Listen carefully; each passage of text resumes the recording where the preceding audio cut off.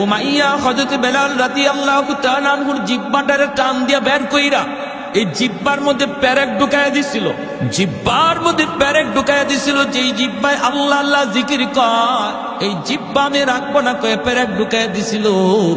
এজন্য হযরত বেলালের মুখে একটু সমস্যা হইতো, আশহাদু বলতে পারতেন না, বলতেন আসহাদু, শিন উচ্চারণ করতে পারতেন না, শিনটা ভালো করে উচ্চারণ হতো না।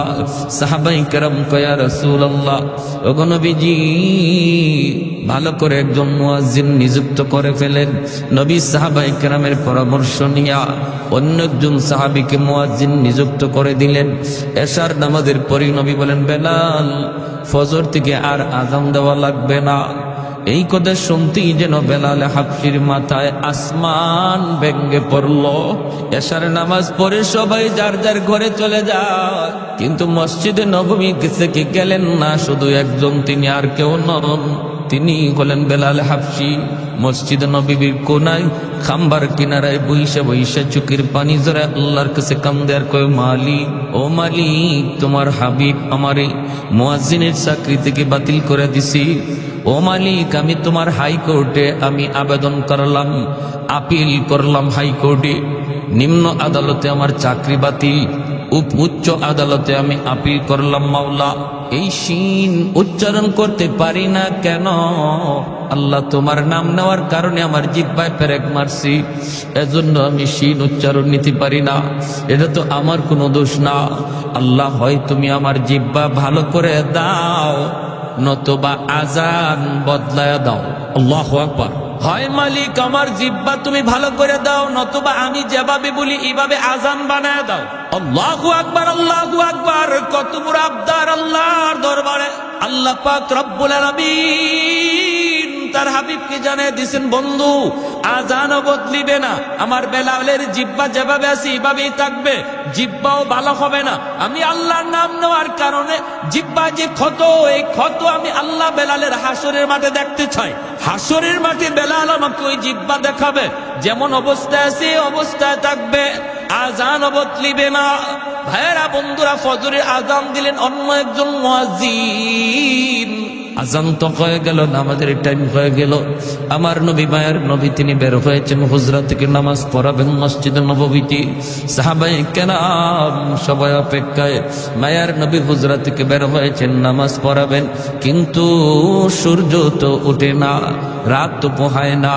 ফজরের নামাজটা পড়তে হয়, একটু রাত যখন শেষ হয়ে যায়, সুবহ সাদিকের পরে ফজর যখন শুরু হয়, একটু আকাশটা ফর্সা হওয়া শুরু করে, তখন সুন্নাম ফজরের নামাজ পড়া সুন্নাত। আমার নবী ওই সময়টার অপেক্ষা করেন, একটু আকাশটা ফর্সা হবে। কিন্তু না না, অন্যদিন যেই টাইমে আকাশ ফর্সা হয়ে যেত, আজ ওই টাইমে আকাশ ফর্সা হইতেছে না, অন্ধকার শুধু আরো বাড়তেছে, অন্ধকার শুধু বাড়তেছে। সাহাবায়ে কেরামের ভিতরে অস্থিরতা, আল্লাহর নবীর ভিতরে অস্থিরতা। কই সকাল তো হয় না, আকাশ তো ফর্সা হয় না। আল্লাহর কাছে নবী জানতে চাইলেন, মালিক ও মালিক, কিয়ামত কি তুমি গোটায় দিবা নাকি? আল্লাহ, কিয়ামত কি হয়ে যাবে নাকি বুঝতেছি না গো আল্লাহ, নাকি আমরা কোনো আযাবের সম্মুখীন? আল্লাহ বলে, বন্ধু কি হয়েছে? ওই মালিক, কেন এখনো সকাল হয় না, ফর্সা হয় না? ফজরের নামাজ তো পড়ব, কিন্তু এত অন্ধকারে কেমন করে নামাজ পড়ি? আল্লাহ, ফজরে আজান বুঝি হয়, এখনো বুঝি ফজরের টাইম হয় নাই, ফর্সা হয় নাই। জিব্রাইল আমিন দ্রুত নেমে এসে মায়ার নবীকে জানায় দিলেন, নবী গো, কেমন করে সকাল হবে গো নবী? মদিনার মসজিদে ফজরের আজান তো এখনো হয় নাই। আল্লাহ নবী বলে, ভাই জিব্রাইল, অন্য দিনের চেয়ে আজান তো আরো সুন্দর আজান হয়েছে, শুদ্ধ করে আজান হয়েছে, শুদ্ধ করে আজান। জিব্রাইল আমিন কই, নবী গো জানি না, তবে অন্য দিনের আজান আমরা আসমানের ফেরেশতারাও শুনতে পাইতাম, শুধু আমরা না, আরশের মালিক আরশে বইসা শুনতেন। কিন্তু আজ ফজরে আজান আমরা আকাশের ফেরেশতারা শুনি নাই, আল্লাহ নিজেও শুনে নাই, এজন্যই রাত শেষ হইতেছে না। ওগো নবীজি, বেলাল আজান না দেওয়া পর্যন্ত রাত কিন্তু পোহাবে না। ভাইয়ার নবী, দয়ার নবী কয়, বেলাল, আমার আল্লাহর কাছে এত দাবি হয়ে গেছে বেলাল, আমরা তো বুঝতে পারি নেই রে বেলাল, দ্রুত আজান দাও। বেলাল আজান দিলেন, রাত পোহালো, দিনের আবাস দেখা গেল। জোরে করুন সুবহানাল্লাহ। রমজান শরীফ, মায়ার নবী সেহরি খাইতেছেন। রমজানে সেহরি খাওয়া কি সুন্নত, ঠিক না? সেহরি খাওয়া সুন্নত। একটা খেজুর হইলেও একটা সেহরি খাবেন, সুন্নত আদায় হবে। তবে যদি কেউ সেহরি না খায় রোজা হবে না তা না। সেহরি যদি কেউ ঘুমের তালে খাইতে না পারে রোজা হবে। উনি যদি রোজা রাখতে চায় রোজা রাখতে হবে, রোজা রাখতে চায় না রোজা রাখতে হবে। সেহরি না খাইলেও রোজা রাখতে হবে, তবে সেহরি খাওয়াটা সুন্নত, বহুত বড় সুন্নত। এই সেহরির টাইমটা উম্মতে মুহাম্মদীর জন্য আল্লাহ পাক স্পেশাল একটা সুযোগ দিচ্ছেন, যেটা আগের উম্মতের ছিল না, এমনকি ইসলামের শুরুতে ছিল না। মায়ার নবীর কাছে যখন রমজানের বিধান নাজিল হয়েছে তখন রোজার সিস্টেম ছিল অন্যরকম। সিস্টেমটা কেমন ছিল? সিস্টেম ছিল সকাল থেকে নিয়ে সন্ধ্যা পর্যন্ত রোজা রাখবে, এরপরে ইফতার করার পরে যদি কেউ ঘুমায়া পড়ে তাহলে আর খাওয়ার সুযোগ নেই। ঘুম থেকে উঠা রাত যদি থাকেও রাতে আর খাওয়ার সুযোগ নেই। ঘুমায় গেলেই তার ঘুম থেকে রোজা শুরু। এখন রাত 12টার সময় সে ঘুমাক, রাত 12টার থেকে তার রোজা শুরু হয়ে গেছে। একদম পরের দিন সেই ইফতার পর্যন্ত, মাগরিব পর্যন্ত রোজা রাখতে হবে। এটা ছিল ইসলামের প্রথম জমানার রোজার বিধান। এতে করে নবীর একজন সাহাবী হযরত কায়েস রাদিয়াল্লাহু তাআলা আনহু, পবিত্র কোরআনের সূরাতুল বাকারার মধ্যে আল্লাহ পাক এই আয়াত নাজিল করছেন নবীর এই সাহাবীর ব্যাপারে। হযরত কায়েস রাদিয়াল্লাহু তাআলা আনহু ইনি একজন দিনমজুর ছিলেন, একজন কৃষক ছিলেন। সারা দিন জমিতে সে মরুভূমিতে কামকাজ করেন, রোজা রাখা কামকাজ করছেন। ইফতারের সময় আসছেন, আয়েশা তিনি বিবিরে বলতেছেন, বিবি গো, সারাদিন কাম করছি, খুব ক্লান্ত, কিছু আছে ইফতারি কিছু আছে? ইনি বলে, আমি আপনার কাছে আনতেছি, ইফতারি রেডি নাই, রেডি করে আনতেছি, আপনি একটু ধৈর্য ধরেন। কইতেই সারাদিনের ক্লান্ত মানুষ তো একটু খালি হেলান দিছেন, আর হেলান দিতেই ঘুম চলে আসছে। বলুন তো দেখি, ঘুমাইলে পরে আর খাওয়ার সুযোগ আছে? দাদা বুঝছেন, উনি ঘুমায় গেছেন, ক্লান্ত মানুষ তো। দেখবেন রিক্সাওয়ালা মানুষ রমজান মাসে রিক্সা চালায় হঠাৎ করে একটা গাছের নিচে যখন ক্লান্ত হইয়া মাথাটাকে হাতটারে বালিশ বানাইয়া যখন খালি শোয়, নাক ডাকায় ঘুমাইতে শুরু করে, ঠিক না? ঘুমায় যায়। তো উনি ঘুমায় গেছে। বিবি সাহেব আসছে, আইসেই যখন দেখে বিবি স্বামী ঘুমায় গেছে, ইন্না লিল্লাহি ওয়া ইন্না ইলাইহি রাজিউন, তখন উনি ঘুম থেকে লাফ দিয়ে উঠছে। দুজন হাত পা সেইরা একদম অসহায় হয়ে দাঁড়ায় রয়েছে। বিবি সাহেব কাঁদতেছে, স্বামী গো, এখন তুমি কেমনে রোজা রাখবা? রোজা তো রাখবাই, তুই রোজা রাখতে গেলে এখন অবস্থাটা কি হবে? সারাদিন গেছে, তুমি কিছু খাও নাই, এখন ইফতার করবা, একটু দেরি হইতে তুমি ঘুমায় গেলা, ঘুমাইছো তো, এখন আর তোমার খাওয়ার সুযোগ নেই, এখন কেমনে কি করবা? এনে না খাইয়া এই রাত থেকেই রোজা রাখা শুরু হয়েছে। সারাদিন ক্ষুধার্ত তৃষ্ণার্ত, আবার সারা রাত গেল না খাওয়ায়। পরের দিনও রোজা শুরু হয়ে গেছে। পরের দিন রোজা শুরু হয়েছে, যখন দুপুর হয়ে গেছে তখনই উনি ওনার মাঠেই যেখানে কাজ করতেছে বেহুশ হয়ে পড়ে গেছে। বিবি সাহেব আল্লাহর নবীর কাছে গিয়া বলছে, ইয়া রাসূলুল্লাহ, আমার স্বামীর এই অবস্থা। আল্লাহর নবী, রহমতের নবী, আল্লাহর কাছে আবদার করলেন, মালিক, আমার উম্মতের জন্য বিধানটা কঠিন হয়ে গেছে, আল্লাহ একটু আসান করো। সাথে সাথে আল্লাহ পাক জিব্রাইল আমিন মারফতে কোরআনের আয়াত নাজিল করে ওই সাহাবীর দিকে লক্ষ্য করে আল্লাহ জানাই দিলেন, বন্ধু, আজ থেকে তোমার উম্মতের বিধান আমি আসান করে দিলাম। ঘুমাইলে আর রোজা শুরু হয়ে যাবে এমন না, সারা রাত সেহরি পর্যন্ত সে খাইতে পারবে। এখন ঘুমাক আর উঠো, খাওয়ার টাইম সারা রাত। তাহলে নবীজির সাহাবীরাও উম্মতের জন্য রহমত, ঠিক না? একজন সাহাবীর কারণে আমরা রোজার বিধানটা আসান পাইছি, আর নাইলে কিন্তু আমাদেরও এইরকমই হইতো। ঘুমাই, খালি একটু ঘুমাইবেন, শেষ, আর খাওয়ার সুযোগ নেই, রোজা শুরু হয়ে যেত। এই সাহাবীর ঘটনার পরে রোজার বিধানটারে আল্লাহ আমাদের জন্য সহজ করে বলেন, সকাল থেকে নিয়ে মাগরিব পর্যন্ত, ইফতার পর্যন্ত তোমরা রোজা রাখবা, খাইবা না, পানি পান করবা না। আর ইফতারের পর থেকে নিয়ে সেহরি পর্যন্ত সারা রাত তোমরা যখন মন চায় যা খাও, তোমাদের জন্য সে সুযোগ করে দেওয়া হয়েছে। আল্লাহ নবী সেহরি খাইতে বসছেন, বেলাল হাবশি আজান দিবেন, ফজরে আজান। মুয়াজ্জিন সাহেবরা আজান দেওয়ার আগে ইমাম সাহেবের একটু খবর নেয়। তো বেলাল হাবশি রাদিয়াল্লাহু তাআলা আনহু তিনিও ফজরে আজান দিয়ে দিবেন, সেহরির টাইম শেষ হয়ে গেল। তিনি তো চিন্তা করতেছেন, আমার নবী এখনো কি তিনি খানা খান নাকি খানা থেকে সেরে ফেলছেন, একটু যায় দেখে আসি। বেলাল চলে আসলেন আল্লাহর নবীর কামরায়। আইসা দেখেন মায়ার নবী এখনো খানা খাইতেছেন, আর নবীর সাথে আর একজন অপরিচিত মানুষ খানা খাইতেছে। আল্লাহর নবীকে খানা খাওয়া দেখেই বেলাল ডাক দিয়া বলতেছে, নবী গো, সেহরির টাইম শেষ হয়ে গেছে গো নবী, আর খানা খাইয়েন না। আল্লাহর নবী দেইখা বলতেছেন, বেলাল কি কইছ? বলে, নবী গো সেহরির টাইম শেষ। ঠিক আছে, বেলাল চলে গেছেন। বেলাল মনে মনে ভাবছেন, তাহলে তো নবী এখন খানা শেষ করে ফেলবেন। বেলাল চলে গেছেন। চলে যাওয়ার পর একটু পরে আজান দিবেন, আসছেন কই দেখি গে নবী এখনো খানা খায়া শেষ করছেন নি। আয়া দেখেন নবী এখনো তিনি খানা খাইতেছেন। বেলাল ডাক দিয়া বলে, ইয়া রাসূলুল্লাহ সেহরির টাইম শেষ, খানা খায়েন না। নবী কয় ঠিক আছে। বেলাল আবার চলে গেলেন। যাইয়া একটু পরে আজান দেওয়ার আগেই ভাবতেছেন যে দেখি দেখি এখনো নবী খানা খায়া শেষ করছেন নি। আইসা দেখেন মায়ার নবী এখনো খানা খাইতেছেন। এইবার হযরত বেলাল বলি, ইয়া রাসূলুল্লাহ খোদার কসম, ওগো নবী সেহরির টাইম শেষ। যেই মাত্র বেলাল কয় খোদার কসম সেহরির টাইম শেষ, তখনই মায়ার নবী কয় কি, তাড়াতাড়ি গোসল, সেহরির টাইম শেষ। বেলাল কসম খেয়ে ফেলছে, সেহরির টাইম শেষ। নবী যা ছিল সাথে সাথে হাত থেকে ফালাই দিচ্ছেন। দুজন অপরিচিত একজন মানুষ নবীর সাথে খানা খাইতে বসছেন। সেই অপরিচিত মানুষ আর কেউ নন, তিনি হলেন জিব্রাইল আমিন, ফেরেশতাদের সর্দার জিব্রাইল আমিন। মায়ার নবীর সাথে সেহরি খাইতেছেন। ওই অবস্থায় দুজনে খানা বন্ধ করে দিলেন। এরপরে নবী ফজরের নামাজ পড়ালেন। নামাজ পড়ে নবী মিম্বরে বসলেন।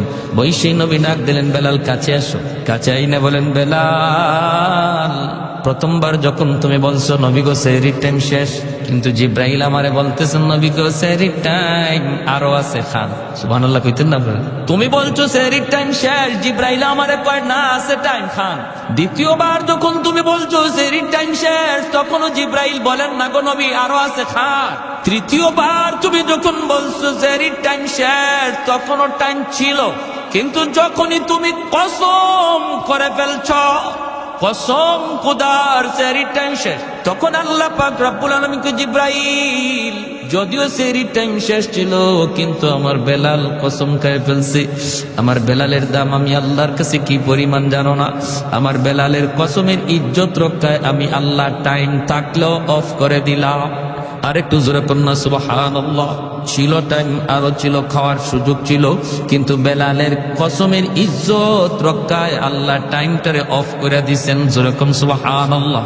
আহাদুল লাইসা কামিসলি সামাদুল লাইসা কাফাদলি লিমানিল মুলকু তুগু ইতু সাজাওয়ার খুদাই তু খুদা ওয়ান্দেয়ামি নি তু খুদা ওয়ান্দেয়াসারি তো খুদা বন্দ জমিনি তো খুদা বন্দ সমাই তো রহিমি তো করিমি তো সমিঈ তো বসিরি তো মুইজ্জি তো মুযিল্লি তো মালিকিল আরশি বাজাই। একটু জোরে করুন আল্লাহু আকবার। এজন্য বলি রে যুবক, যৌবন কালটা হলো আল্লাহর ওলি হওয়ার বয়স। বেলাল হাবশী যৌবনেই তিনি আল্লাহরে খুশি করে ফেলছেন।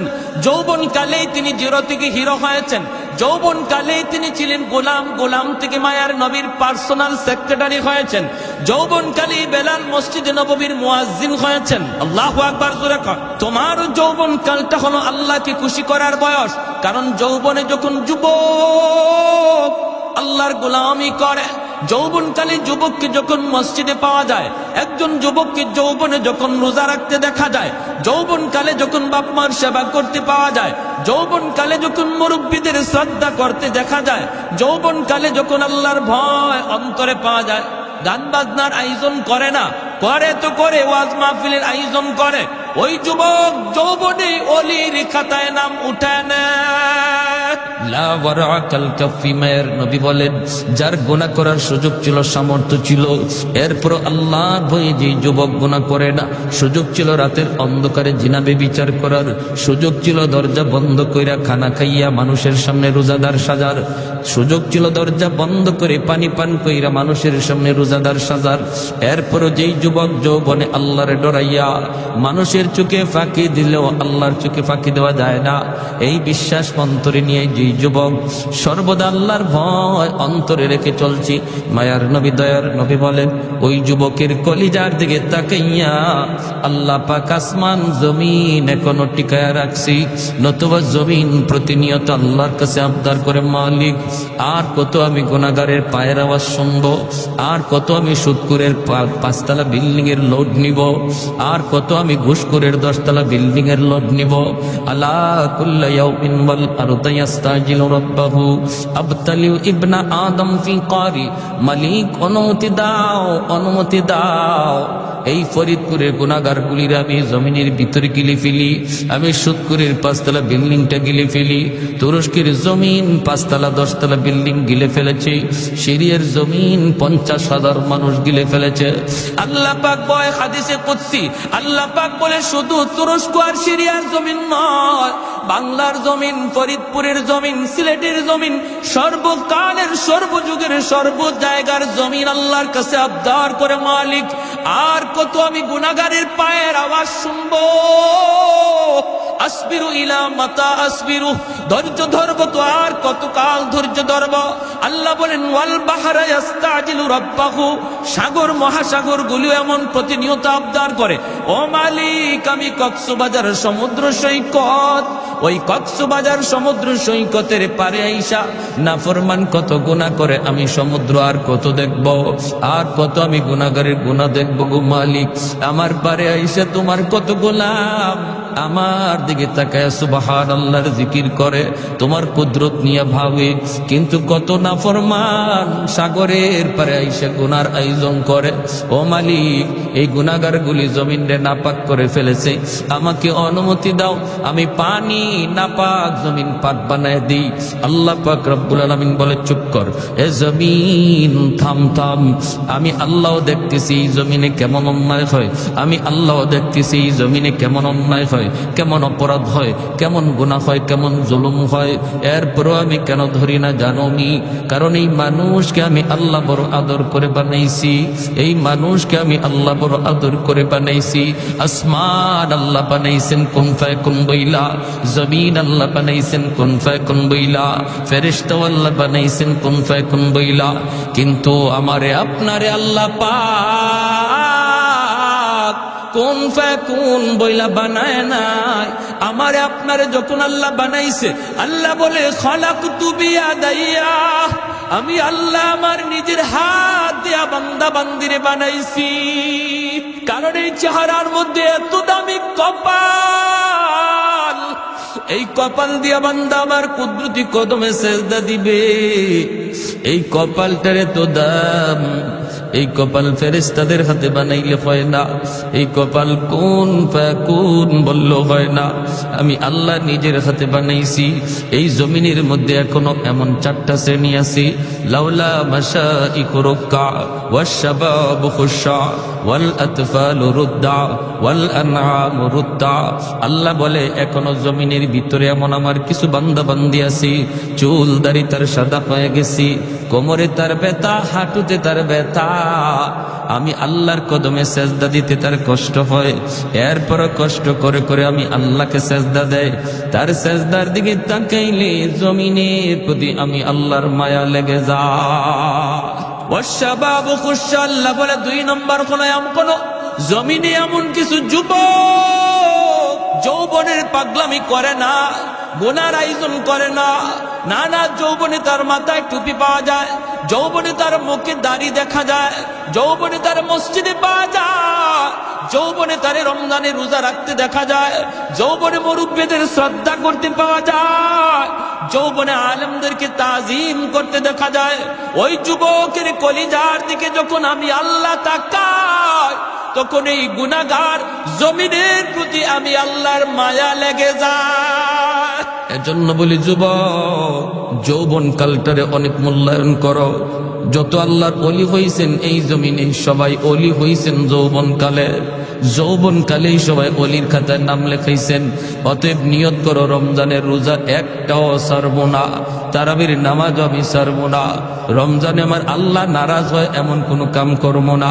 যখনই তুমি এমন নিয়ত করবা সাথে সাথে আল্লাহ পাক রব্বুল আলামিন তোমার উপর খুশি হয়ে যাবে। আর মুরব্বীদের সাথে বেয়াদবি করবা না, কারণ সাদা দাড়ি সাদা চুল মুরব্বী আল্লাহর কাছে বড় দামি। মুরব্বী বাবাজি যখন আল্লাহর কাছে হাত উঠায় আল্লাহ বলে তখন আমার লজ্জা লাগে। আলী রাদিয়াল্লাহু তাআলা আনহু একজন মুরব্বীর শ্রদ্ধা করছিলেন কেমনে? মসজিদে নববীতে নামাজের জন্য রওনা দিয়েছেন, চিকন একটা গলি, এই গলির মধ্যে একজন মুরব্বী লাঠিতে বর দিয়া কোমরটা বাঁকা হয়ে গেছে মুরব্বীর। আস্তে আস্তে গলি পার হইতেছি, হযরত আলী মনে মনে ভাবেন আমি যদি আমার মায়ার নবীকে নামাজের প্রথম রাকাতেই পাইতে হয় তাহলে আমার একটু দ্রুত যাওয়া লাগবে, আর দ্রুত গেলে মুরব্বীকে একটু ধাক্কা দিতে হয়, চাচা আমার একটু সাইড দেন, এইভাবে চাপ দিয়ে যাইতে হয়। হযরত আলী কয় না, মুরব্বী হওয়ার কারণে আমার আল্লাহর কাছে বড় দামি। আল্লাহ যারে সম্মান দেয় আমিও তারে সম্মান দিব, লাগলে আমার এক রাকাত নামাজ ছুটে যাবে। মায়ার নবী মসজিদের নববীতে নামাজে দাঁড়ায় গেছেন, আল্লাহ নবী রুকুতে চলে গেছেন, আলী তো ওই মুরব্বীর পিছনে আস্তে আস্তে আসতেছেন। এই দিকে আমার মায়ার নবী রুকুতে গেলেন, রুকুতে যাওয়া মাত্রই রুকু থেকে মাথা উঠানোর আগেই আল্লাহ জিব্রাইলে আমিনকে পাঠিয়ে দিলেন। জিব্রাইলে আমিন এসে বলতেছে ইয়া রাসূলুল্লাহ, ইয়া হাবিবাল্লাহ, ওগো নবী মাথা উঠায়েন না গো নবী, মাথা উঠায়েন না, রুকু থেকে মাথা উঠাবেন না, কারণ আপনার আলী এখনো রাস্তায় নামাজে শরীক হতে পারে নাই। আল্লাহ নবী অবাক হয়ে গেলেন, রুকুতে ঘটনা কি? আলী নামাজে শরীক হইতো পারছে না বিদায় নবীর রুকু আল্লাহ লম্বা করতে কয়। এইবার মায়ার নবী দয়ার নবী তিনি তো রুকু লম্বা করতেছেন, আর জিব্রাইল আমিন কয় নবী গো আমি যখন আপনাকে বলবো তখন মাথা উঠাবেন। নবী তো লম্বা রুকু শুরু করে দিলেন, সাহাবায়ে কেরামও পিছনে তারা লম্বা রুকু করতেছেন। এইভাবেই রুকু চলছে লম্বা রুকু। হঠাৎ করে জিব্রাইল আমিন ডাক দিয়ে কয় মায়ের নবী গো এইবার মাথা উঠান, আপনার আলী নামাজে শরীক হয়ে গেছে। একটু জোরে কম সুবহানাল্লাহ। হায়দার তেরা নাম সে ইসলাম রখেগা, हैदार तेरा नाम से इस्लाम रखेगा, दुनिया की शजाअत में तेरा नाम रहेगा, दुनिया की शजाअत में तेरा नाम रहेगा, उस्मान तेरा नाम से इस्लाम रहेगा, दुनिया की सखावत में तेरा नाम रहेगा। আল্লাহ নবী রহমতের নবী নামাজ শেষ কইরা মিম্বরে বসে ডাক দিলেন, আলী এদিকে আসো। নবীজির মনের মধ্যে আলীর প্রতি একটু জিদ জন্মেছে, আলী কেন আজকে নামাজে আসতে দেরি করলো, আর আমার এবার রুকুতে এত লম্বা সময় কেন দিতে হলো। নবী ডাক দিয়া বলতেছেন, আলী রে আজকে নামাজে আসতে কেন তুমি দেরি করলা? হযরত আলী কয়, কই গো নবী বেশি দেরি তো হয় নাই, আমি তো আপনাকে রুকুতে পাইছি। রুকুতে পাইছো? কেমনে পাইছো, হুশ আছে? বলি ইয়া রাসূলুল্লাহ আমি তো আপনার রুকুতে পাইছি। নবী কয়, আলী তোমার রুকু পাওয়ানোর জন্য আল্লাহ আমারে রুকুতে হ্যাং করে রাখছে, তোমার রুকু পাওয়ানোর জন্য আল্লাহ আমারে রুকুতে আটকায় রাখছে। জিব্রাইল আমিন আইসা আমার কানে কানে কয়, নবী গো মাথা তুলবেন না, আলীরে রুকু পাইতে দেন। হযরত আলী রাদিয়াল্লাহু তাআলা আনহু অবাক হয়ে গেলেন, ইয়া রাসূলুল্লাহ এত বড় ঘটনা ঘটছে আমি নবী গো আমি তো জানি না। আল্লাহ নবী বলে, জানতে হবে না, আগে বলো রাস্তায় কি হয়েছে একটু কও। এইবার হযরত আলী কয়, নবী গো আমি তো নির্ধারিত সময় বের হয়েছি জামাত ধরার জন্য, কিন্তু চিকন গলিটার ভিতরে একজন মুরব্বী, এই মুরব্বী মানুষের সম্মান করতে যায় আমার একটু দেরি হয়ে গেছে। আল্লাহর নবীর চোখ থেকে দর দর করে পানি পড়ে, নবী কান্দে আর কয়, আলী রে দেখ সাদা দাড়ি সাদা চুল, দুর্বল মুরব্বী মানুষকে সম্মান করলে আল্লাহ কত সম্মান তোমার বাড়ায়া দিছে। যেই দুনিয়াতে মুরব্বীকে সম্মান করবে আল্লাহ তারেও মুরব্বী বয়সে সম্মানী বানায় দিবে। এজন্যই তো মুহাম্মদুল্লাহ হাফিজ রাহিমাহুল্লাহ বাথরুমের ভিতরে ঢুকছেন, বাথরুমের ভিতরে বাথরুম হাজত শেষ কইরা আল্লাহর ওলি যখন বাথরুম থেকে বের হয়েছেন, খাদেম তাকায় দেখে আল্লাহর ওলির মুখ দিয়ে রক্ত ঝরে। খাদেম জিজ্ঞেস করতেছে, আল্লাহর ওলি আপনার জবান দিয়া কেন রক্ত বের হইতেছে? মুহাম্মদুল্লাহ হাফিজ তখন হাত লাগায় দেখেন ঠিকই রক্ত বের হয়। ডাক দিয়ে বলেন, বাবারে রক্ত কেমনে আসতেছি? খাদেম কয়, হুজুর আমিও তো বলতেছি, আপনি কি বাথরুমের ভিতরে পড়ে গেলেন নাকি? এমনি মুহাম্মদুল্লাহ হাফিজ কয়, না রে বাবা, আমি পড়ে যাই নাই। বাথরুমের ভিতরে যাওয়ার পরেও দেখি আমার জিহ্বা আল্লাহ আল্লাহ জিকির করে। আমি আমার জিহ্বারে বারবার বলতেছিলাম, জিহ্বারে এখানে আল্লাহ আল্লাহ জিকির করার জায়গা না, এটা নাপাক জায়গা, এটা বাথরুম, এখানে আল্লাহ আল্লাহ জিকির করা যায় না। জিহ্বারে আমি বুঝাইতে চেষ্টা করি, আমার জিহ্বা বুঝ মানে না, এরপরও জিহ্বা লাফায় লাফায় আল্লাহ আল্লাহ জিকির করে। এজন্য আমি দাঁত দিয়া জিহ্বারে কামড় দিয়া ধরছি, দাঁত দিয়া জিহ্বারে কামড় দিয়া ধরছি, জিহ্বা কেটে গেছে, রক্ত বের হয়েছে। কুতবুল আলম শাইখুল ইসলাম হুসাইন আহমদ মাদানী রহমতুল্লাহি আলাইহি ইন্তেকাল হয়ে গেল। ডাক্তার আনা হলো, ডাক্তার আইসা যখন চেক করে বডিটার মধ্যে রূহ আসেনি না নাই, পালসে হাত দেয়, দেখে পালস নাই, লোকটা মারা গেছে। কিন্তু যখনই মেশিন লাগায় ডাক্তার বুকে চেক আপ করে, বুকে যখন চেক আপ করে তখনই ডাক্তার লাফ দিয়ে উঠে। ডাক্তার চোখগুলো বড় বড় করে কয়, তোমরা বলতেছো লোকটা মারা গেছে, আমিও দেখতেছি উনি মারা গেছেন, কিন্তু আমার মেশিন বলে ইনি এখনো জীবিত। কেমনে কেমনে কয়, আমার মেশিনের মধ্যে তার কলব থেকে আল্লাহ আল্লাহ জিকির বের হইতেছে। এজন্যই বেলাল হাফসি বলে, ভাই আবু বকর আমি চেষ্টা করলেও পারি না, পারি না, পারি না, আমার আল্লাহর নাম আমি মুখ থেকে ছাড়তে পারি না। আবু বকর সিদ্দিক চলে গেলেন মায়ের নবীর কাছে, যায় তিনি বলতেছেন, ইয়া রাসূলুল্লাহ, ওগো নবীজি বেলালকে বেঈমানরা মেরে ফেলবে, উমাইয়া মেরে ফেলবে, হিংস্র যুবকগুলি বেলালকে মেরে ফেলবে। নবী গো আপনি আমাকে অনুমতি দেন, আমি উমাইয়ার কাছ থেকে বেলালকে কিনে নিয়ে আসবো।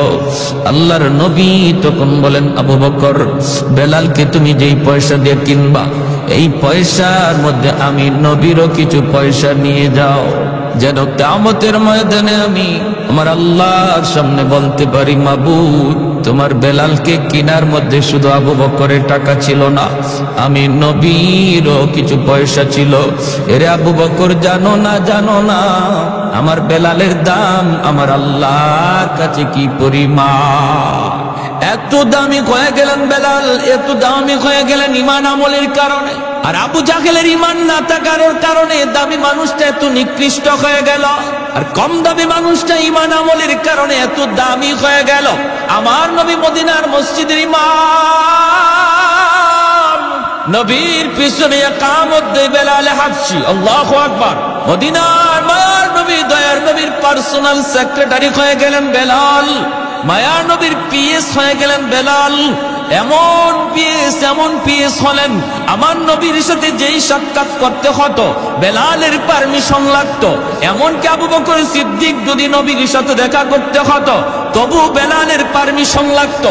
হযরত ওমর ফারুক যদি আমার মায়ার নবীর সাথে একান্তে দেখা করতে হতো বেলালের পারমিশন লাগতো। আল্লাহু আকবার, আর একটু জোরে কন্যা আল্লাহু আকবার। এত দামি, এত দামি আল্লাহ তারে বানায় দিচ্ছেন, এত দামি। মায়ার নবীর কাছে মানুষজন দেখা করতে আসেন, বেলাল সবার মেহমানদারি করেন, মেহমানদারি করেন। কখনো কারো কাছ থেকে ধার নেন, কখনো কারো কাছ থেকে ঋণ এনে বেলাল ওই মেহমানদারিকে মেহমানদারি করতেন। এইভাবে মেহমানদারি করতে করতে একবার এক ইহুদির কাছে বেলালের অনেক টাকা, বেলাল ঋণী হয়ে গেলেন, বেলাল অনেক টাকা ঋণী হয়ে গেলেন। একদিন বেলাল মসজিদে নববীতে আজান দিবেন, সাথে সাথে ইহুদি কয়, বেলাল আজান পড়ে দাও, আগে আমার ঋণ তুমি পরিশোধ করো। বেলাল বলেন, রে ভাই ভাই একটু সুযোগ দাও। কই কোনো সুযোগ নাই, আজ রাতটাই সুযোগ আছে, তাড়াতাড়ি করে তুমি আমার ঋণ পরিশোধ করো।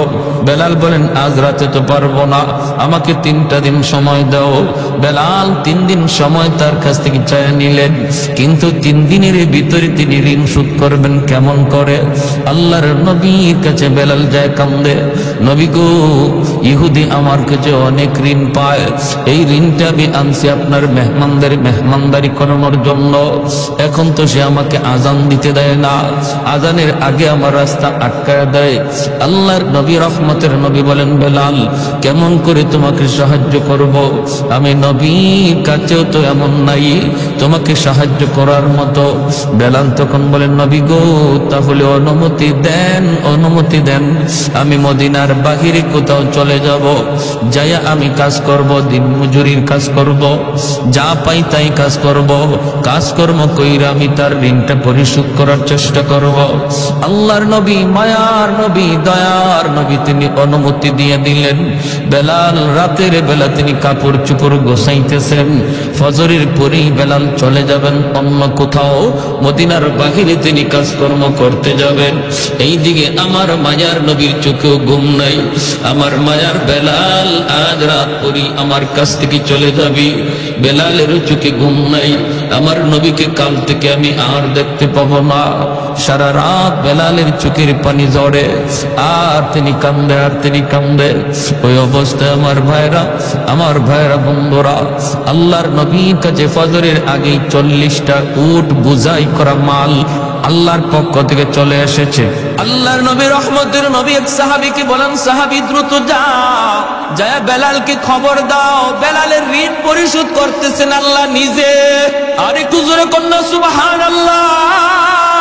ফজরের আগে সাহাবী যায় বেলালের ঘরে আওয়াজ দিলেন, বেলাল তোমার ঋণ পরিশোধ করার জিম্মাদারি আল্লাহ নিজে নিয়ে আনিছে। মায়ার নবী তোমাদের মসজিদ নববীতে ডাকে রে বেলাল। বেলাল মসজিদে নববীতে দৌড়ে আইসে দেখেন 40টা উট বুঝাই করা মাল। মায়ার নবী, দয়ার নবী বলেন, বেলাল মদিনা থেকে তোমার চলে যাওয়াটা আমার আল্লাহ পছন্দ করে নাই, আমি নবীও মেনে নিতে পারি নাই। তোমার দিলের হালত আর আমি নবীর দিলের হালত আমার আল্লাহ দেখছেন। আল্লাহ পাক রব্বুল আলামিন তোমার ঋণের জিম্মাদারি নিয়ে নিছে। যাও, যতগুলি টাকা ওই ইহুদি পাইব, আরো যারা পাইব, ঋণগুলা পরিশোধ করো, বাকি মাল গরিবদের ভিতরে বন্টন করে দাও। এ ভাই, এজন্য বলতেছিলাম, দেখেন আল্লাহ পাক রব্বুল আলামিনের কাছে কত দামি হয়ে গেলেন কালো বেলাল। বংশের কোনো মর্যাদাই যার ছিল না, আর বংশীয় মানুষ ছিল আবু জাহেল, মাটির সাথে মিশে গেল, ঠিক কিনা? আবু জাহেল হিরো থেকে জিরো হয়ে গেল, বেলাল জিরো থেকে হিরো হয়ে গেল ঈমান আমলের কারণে। সাহাবায়ে কেরাম বলে, নবী গো, বেলালের আজানে একটু সমস্যা। কি সমস্যা? কই আশহাদু বলতে পারে না, জিহ্বার মধ্যে সমস্যা। কখন জিহ্বার সমস্যা তৈরি হয়েছে? উমাইয়া হযরত বেলাল রাদিয়াল্লাহু তাআলা আনহুর জিহ্বাটারে টান দিয়া বের কইরা এই জিহ্বার মধ্যে পেরেক ঢুকায় দিছিল, জিহ্বার মধ্যে পেরেক ঢুকায় দিছিল। যেই জিহ্বায় আল্লাহ আল্লাহ জিকির কয়, এই জিহ্বা আমি রাখবো না কয়ে পেরেক ঢুকায় দিছিল। এজন্য হযরত বেলালের মুখে একটু সমস্যা হইত, আশহাদু বলতে পারতেন না, বলতেন আসহাদু, শিন উচ্চারণ করতে পারতেন না, শিনটা ভালো করে উচ্চারণ হতো না। সাহাবায়ে কেরাম কয়, ইয়া রাসূলুল্লাহ, ওগো নবীজি, ভালো করে একজন মুয়াজ্জিন নিযুক্ত করে ফেলেন। নবী সাহাবায়ে কেরামের পরামর্শ নিয়া অন্য একজন সাহাবীকে মুয়াজ্জিন নিযুক্ত করে দিলেন। এশার নামাজের পরে নবী বলেন, বেলাল ফজর থেকে আর আযান দেওয়া লাগবে না। এই কথা শুনতেই যেন বেলাল হাবশির মাথায় আসমান ভেঙে পড়ল। এশার নামাজ পড়ে সবাই যার যার ঘরে চলে যায়, কিন্তু মসজিদে নববী থেকে গেলেন না শুধু একজন, তিনি আর কেউ নন, তিনি হলেন বেলাল হাবশি। মসজিদ নববীর কোনায় খাম্বার কিনারায় বইসা বইসা চোখের পানি জড়ে আল্লাহর কাছে কান্দে আর কয়, মালিক, ও মালিক, তোমার হাবিব আমারে মুয়াজ্জিনের চাকরি থেকে বাতিল করে দিছি। ও মালিক, আমি তোমার হাইকোর্টে আমি আবেদন করলাম, আপিল করলাম হাইকোর্টে, নিম্ন আদালতে আমার চাকরি বাতিল। ও উচ্চ আদালতে আমি আপিল করলাম, মাওলা এই শিন উচ্চারণ করতে পারি না কেন? আল্লাহ তোমার নাম নেওয়ার কারণে আমার জিহ্বায় পেরেক মারছি, এজন্য আমি শিন উচ্চারণ নিতে পারি না। এটা তো আমার কোনো দোষ না। আল্লাহ হয় তুমি আমার জিহ্বা ভালো করে দাও, নতুবা আজান বদলায় দাও। আল্লাহু আকবার। হয় মালিক আমার জিহ্বা তুমি ভালো করে দাও, নতুবা আমি যেভাবে বলি এইভাবে আজান বানায় দাও। আল্লাহু আকবার, আল্লাহু আকবার। কত বড় আবদার আল্লাহর দরবারে। আল্লাহ পাক রব্বুল আলামিন তার হাবিবকে জানিয়ে দিয়েছেন, বন্ধু আজানও বদলিবে না, আমার বেলালের জিহ্বা যেভাবে আছে এইভাবেই থাকবে, জিহ্বাও ভালো হবে না। আমি আল্লাহর নাম নেওয়ার কারণে জিহ্বা যে ক্ষত, এই ক্ষত আমি আল্লাহ বেলালের হাসরের মাঠে দেখতে চাই। হাসরের মাঠে বেলাল আমাকে ওই জিহ্বা দেখাবে, যেমন অবস্থায় আছে অবস্থায় থাকবে, আজানও বদলিবে না। ভাইয়েরা বন্ধুরা, ফজরের আজান দিলেন অন্য একজন মুয়াজ্জিন। আজান তো হয়ে গেল, নামাজের টাইম হয়ে গেল। আমার নবী, মায়ের নবী, তিনি বের হয়েছেন হুজরা থেকে নামাজ পড়াবেন মসজিদে নববীতে। সাহাবায়ে কেরাম সবাই অপেক্ষায়। মায়ের নবী হুজরা থেকে বের হয়েছেন নামাজ পড়াবেন, কিন্তু সূর্য তো ওঠে না, রাত তো পোহায় না। ফজরের নামাজটা পড়তে হয়, একটু রাত যখন শেষ হয়ে যায়, সুবহে সাদিকের পরে ফজর যখন শুরু হয়, একটু আকাশটা ফর্সা হওয়া শুরু করে, তখন সুন্নাত ফজরের নামাজ পড়া সুন্নাত। আমার নবী ওই সময়টার অপেক্ষা করেন, একটু আকাশটা ফর্সা হবে। কিন্তু না না, অন্যদিন যেই টাইমে আকাশ ফর্সা হয়ে যেত, আজ ওই টাইমে আকাশ ফর্সা হইতেছে না, অন্ধকার শুধু আরো বাড়তেছে, অন্ধকার শুধু বাড়তেছে। সাহাবায়ে কেরামের ভিতরে অস্থিরতা, আল্লাহর নবীর ভিতরে অস্থিরতা। কই সকাল তো হয় না, আকাশ তো ফর্সা হয় না। আল্লাহর কাছে নবী জানতে চাইলেন, মালিক ও মালিক, কিয়ামত কি তুমি ঘটায় দিবা নাকি? আল্লাহ, কিয়ামত কি হয়ে যাবে নাকি বুঝতেছি না গো আল্লাহ, নাকি আমরা কোন আযাবের সম্মুখীন? আল্লাহ বলে, বন্ধু কি হয়েছে? ওই মালিক, কেন এখনো সকাল হয় না, ফর্সা হয় না? ফজরের নামাজ তো পড়ব, কিন্তু এত অন্ধকারে কেমন করে নামাজ পড়ি? আল্লাহ, ফজরে আজান বুঝি হয়, এখনো বুঝি ফজরের টাইম হয় নাই, ফর্সা হয় নাই। জিব্রাইল আমিন দ্রুত নেমে এসে মায়ার নবীকে জানায় দিলেন, নবী গো, কেমন করে সকাল হবে গো নবী? মদিনার মসজিদে ফজরের আজান তো এখনো হয় নাই। আল্লাহ নবী বলে, ভাই জিব্রাইল, অন্য দিনের চেয়ে আজান তো আরো সুন্দর আজান হয়েছে, শুদ্ধ করে আজান হয়েছে, শুদ্ধ করে আজান। জিব্রাইল আমিন কই, নবী গো, জানি না, তবে অন্য দিনের আজান আমরা আসমানের ফেরেশতারাও শুনতে পাইতাম, শুধু আমরা না, আরশের মালিক আরশে বৈশা শুনতেন। কিন্তু আজ ফজরে আজান আমরা আকাশের ফেরেশতারা শুনি নাই, আল্লাহ নিজেও শুনে নাই, এজন্যই রাত শেষ হইতেছে না। ওগো নবীজি, বেলাল আজান না দেওয়া পর্যন্ত রাত কিন্তু পোহাবে না। মায়ার নবী, দয়ার নবী কই, বেলাল, আমার আল্লাহর কাছে এত দাবি হয়ে গেছে বেলাল, আমরা তো বুঝতে পারি নেই রে বেলাল, দ্রুত আজান দাও। বেলাল আজান দিলেন, রাত পোহালো, দিনের আভাস দেখা গেল। জোরে করুন সুবহানাল্লাহ। রমজান শরীফ, মায়ার নবী সেহরি খাইতেছেন। রমজানে সেহরি খাওয়া কি সুন্নত, ঠিক না? সেহরি খাওয়া সুন্নত। একটা খেজুর হইল একটু সেহরি খাবেন, সুন্নত আদায় হবে। তবে যদি কেউ সেহরি না খায়, রোজা হবে না তা না। সেহরি যদি কেউ ঘুমের তালে খাইতে না পারে, রোজা হবে। উনি যদি রোজা রাখতে চায়, রোজা রাখতে হবে। রোজা রাখতে চায় না, রোজা রাখতে হবে। সেহরি না খাইলেও রোজা রাখতে হবে, তবে সেহরি খাওয়াটা সুন্নত, বহুত বড় সুন্নত। এই সেহরির টাইমটা উম্মতে মুহাম্মদের জন্য আল্লাহ পাক স্পেশাল একটা সুযোগ দিয়েছেন, যেটা আগের উম্মতের ছিল না, এমনকি ইসলামের শুরুতে ছিল না। মায়ার নবীর কাছে যখন রমজানের বিধান নাজিল হয়েছে, তখন রোজার সিস্টেম ছিল অন্যরকম। সিস্টেমটা কেমন ছিল?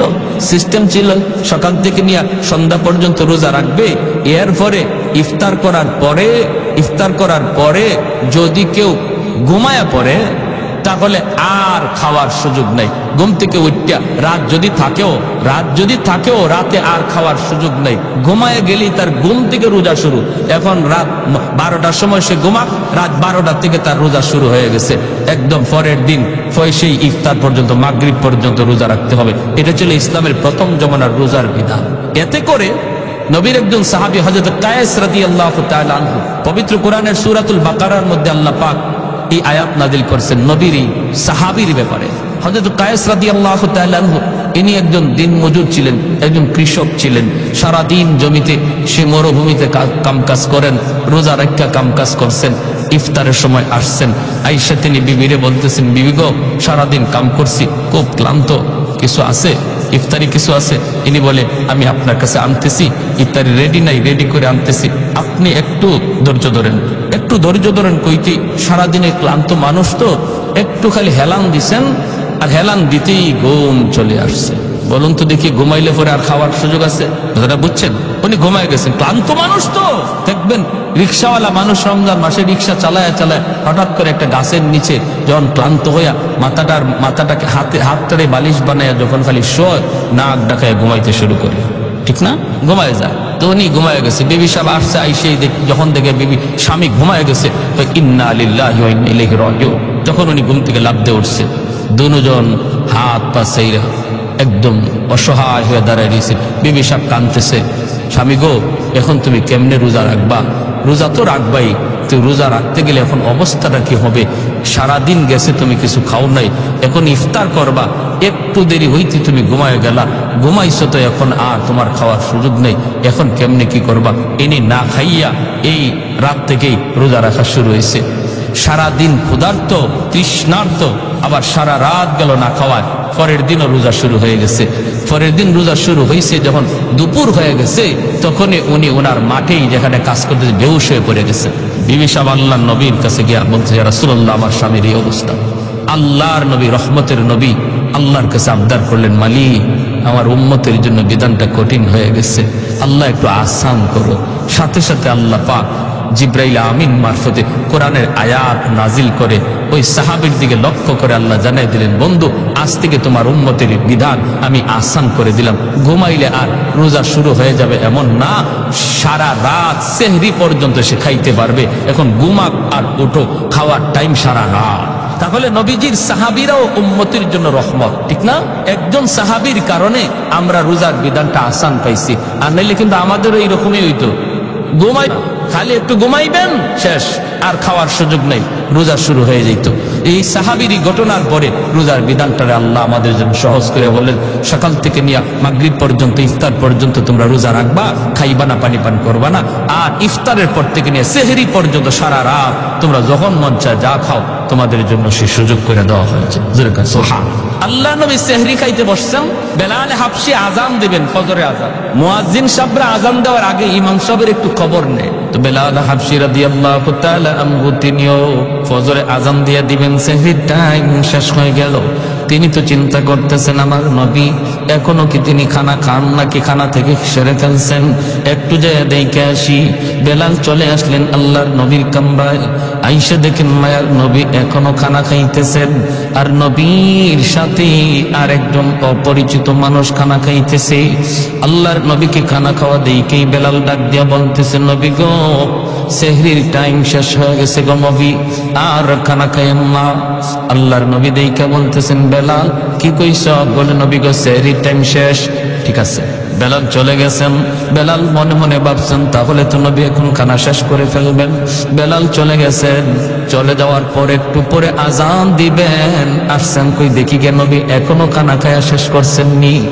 আয়া দেখেন নবী এখনো তিনি খানা খাইতেছেন। বেলাল ডাক দিয়া বলে, ইয়া রাসূলুল্লাহ সেহরির টাইম শেষ, খানা খায়েন না। নবী কয় ঠিক আছে। বেলাল আবার চলে গেলেন। যাইয়া একটু পরে আজান দেওয়ার আগেই ভাবতেছেন যে দেখি এখনো নবী খানা খায়া শেষ করছেননি। আয়েশা দেখেন মায়ার নবী এখনো খানা খাইতেছেন। এইবার হযরত বেলাল বলি, ইয়া রাসূলুল্লাহ খোদার কসম, ওগো নবী সেহরির টাইম শেষ। যেই মাত্র বেলাল কয় খোদার কসম সেহরির টাইম শেষ, তখনই মায়ার নবী কয় কি, তাড়াতাড়ি গোসল, সেহরির টাইম শেষ। বেলাল কসম খেয়ে ফেলছে, সেহরির টাইম শেষ। নবী যা ছিল সাথে সাথে হাত থেকে ফালাই দিয়েছেন। দুজন অপরিচিত একজন মানুষ নবীর সাথে খানা খাইতে বসছেন। সেই অপরিচিত মানুষ আর কেউ নন, তিনি হলেন জিব্রাইল আমিন। ফেরেশতাদের সর্দার জিব্রাইল আমিন মায়ার নবীর সাথে সেহরি খাইতেছেন। ওই অবস্থায় দুজনে খানা বন্ধ করে দিলেন। এরপরে নবী ফজরের নামাজ পড়ালেন। নামাজ পড়ে নবী মিম্বরে বসলেন। বৈশী নবী ডাক দিলেন, বেলাল কাছে আসো। কাছে আইনা বলেন, বেলাল, প্রথমবার যখন তুমি বলছো নবী গো সেহরির টাইম শেষ, কিন্তু জিব্রাইল আমারে বলতেছেন নবী গো সেহরির টাইম আরো আছে, খান। সুবহানাল্লাহ কইতেন না? তুমি বলছো সেহরির টাইম শেষ, জিব্রাইল আমারে কয় না আছে টাইম, খান। দ্বিতীয়বার যখন তুমি বলছো সেহরির টাইম শেষ, তখনও জিব্রাইল বলেন না গো নবী আরো আছে, খান। তৃতীয়বার তুমি যখন বলছো সেহরির টাইম শেষ, তখনও টাইম ছিল, কিন্তু যখনই তুমি কসম করে ফেলছো, কসম খোদার সেহরির টাইম শেষ, তখন আল্লাহ পাক রব্বুল আলামিন কে জিব্রাইল, যদিও সেহরির টাইম শেষ ছিল, কিন্তু আমার বেলাল কসম খায় ফেলছে। আমার বেলালের দাম আমি আল্লাহর কাছে কি পরিমাণ জানো না? আমার বেলালের কসমের ইজ্জত রক্ষায় আমি আল্লাহ টাইম থাকলেও অফ করে দিলাম। আর একটু জোরে কন্যা সুবহানাল্লাহ। ছিল টাইম, আরো ছিল, খাওয়ার সুযোগ ছিল, কিন্তু বেলালের কসমের ইজ্জত রক্ষায় আল্লাহ টাইমটারে অফ করে দিয়েছেন। যেরকম সুবহানাল্লাহ। আহাদুল লাইসা কামিসলি সামাদুল লাইসা কাফাদলি লিমানিল মুলকু তুগু ইতু সাজাওয়ার খুদাই তু খুদা ওয়ান্দায়ামি নি তু খুদা ওয়ান্দায়াসারি तो खुदा वंद ज़मीनी तो खुदा वंद समाई तो रहीमी तो करीमी तो समीई तो बसीरी तो मुइज़्ज़ी तो मुज़िल्ली तो मलिकिल अर्शि बजाई। একটু জোরে করুন আল্লাহু আকবার। এজন্য বলি রে যুবক, যৌবন কালটা হলো আল্লাহর ওলি হওয়ার বয়স। বেলাল হাবশী যৌবনেই তিনি আল্লাহরে খুশি করে ফেলছেন। যৌবন কালেই তিনি জিরো থেকে হিরো হয়েছেন। যৌবন কালেই তিনি ছিলেন গোলাম, গোলাম থেকে মায়ার নবীর পার্সোনাল সেক্রেটারি হয়েছেন। যৌবন কালেই বেলাল মসজিদে নববীর মুয়াজ্জিন হয়েছেন। আল্লাহু আকবার জোরে কর। তোমার যৌবন কালটা হলো আল্লাহকে খুশি করার বয়স। কারণ যৌবনে যখন যুবক আল্লাহর গোলামি করে, যৌবনকালে যুবককে যখন মসজিদে পাওয়া যায়, একজন যুবককে যৌবনে যখন রোজা রাখতে দেখা যায়, যৌবনকালে যখন বাপ মার সেবা করতে পাওয়া যায়, যৌবনকালে যখন মুরব্বীদের শ্রদ্ধা করতে দেখা যায়, যৌবনকালে যখন আল্লাহর ভয় অন্তরে পাওয়া যায়, গান বাজনার আয়োজন করে না, করে তো করে ওয়াজ মাহফিলের আয়োজন করে, ওই যুবক যৌবনে ওলির খাতায় নাম উঠায় নেয়। লা ওয়ারাকাল কাফি, মায়ের নবী বলেন যার গুনাহ করার সুযোগ ছিল, সামর্থ্য ছিল, এরপর আল্লাহ ভয়ে যে যুবক গুনাহ করে না, সুযোগ ছিল রাতের অন্ধকারে জিনা ব্যভিচার করার, সুযোগ ছিল দরজা বন্ধ কইরা খানা খাইয়া মানুষের সামনে রোজাদার সাজার, সুযোগ ছিল দরজা বন্ধ করে পানি পান কইরা মানুষের সামনে রোজাদার সাজার, এরপর যেই যুবক যৌবনে আল্লাহরে ডরাইয়া মানুষের চোখে ফাঁকি দিলেও আল্লাহর চোখে ফাঁকি দেওয়া যায় না, এই বিশ্বাস অন্তরে নিয়ে যে যুবক সর্বদা আল্লাহর ভয় অন্তরে রেখে চলছি, মায়ার নবী দয়ার নবী বলেন ওই যুবকের কলিজার দিকে তাকাইয়া আল্লাহ পাক আসমান জমিন এখনো টিকায় রাখছি। নতুবা জমিন প্রতিনিয়ত আল্লাহর কাছে আবদার করে, মালিক আর কত আমি গুনাহগারের পায়ের আওয়াজ শুনবো, আর কত আমি সুদখোরের 5 তলা বিল্ডিং এর লোড নিব, আর কত আমি ঘুষখোরের 10 তলা বিল্ডিং এর লোড নিব।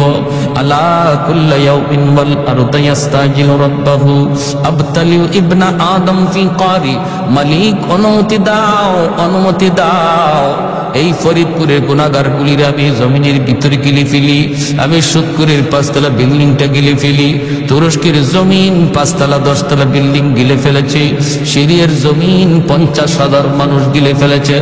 আল্লাহ পাক বলে হাদিসে কুদসি, আল্লাহ পাক বলে শুধু তুরস্ক আর সিরিয়ার জমিন নয়, বাংলার জমিন, ফরিদপুরের জমিন, সিলেটের জমিন, সর্বকালের সর্বযুগের সর্ব জায়গার জমিন আল্লাহর কাছে আবদার করে, মালিক আর কত আমি গুনাহগারের পায়ের আওয়াজ শুনবো, আসবিরু ইলা মাতা আসবিরু, ধৈর্য ধরবো তো আর কতকাল ধৈর্য ধরবো?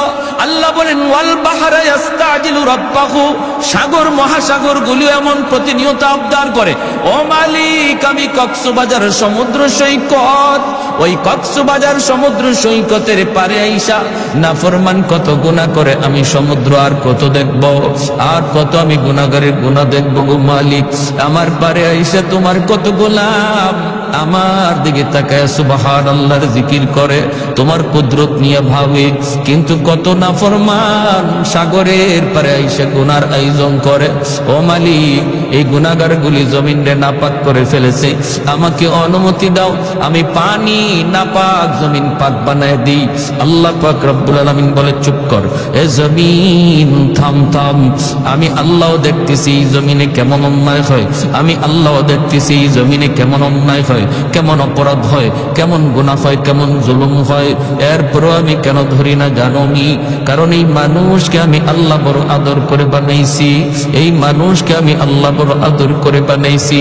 আসমান আল্লাহ বানাইছেন কুন ফায়াকুন বইলা, জমিন আল্লাহ বানাইছেন কুন ফায়াকুন বইলা, ফেরেশতা আল্লাহ বানাইছেন কুন ফায়াকুন বইলা, কিন্তু আমারে আপনারে আল্লাহ পাক কুন ফায়াকুন বইলা বানায় নাই।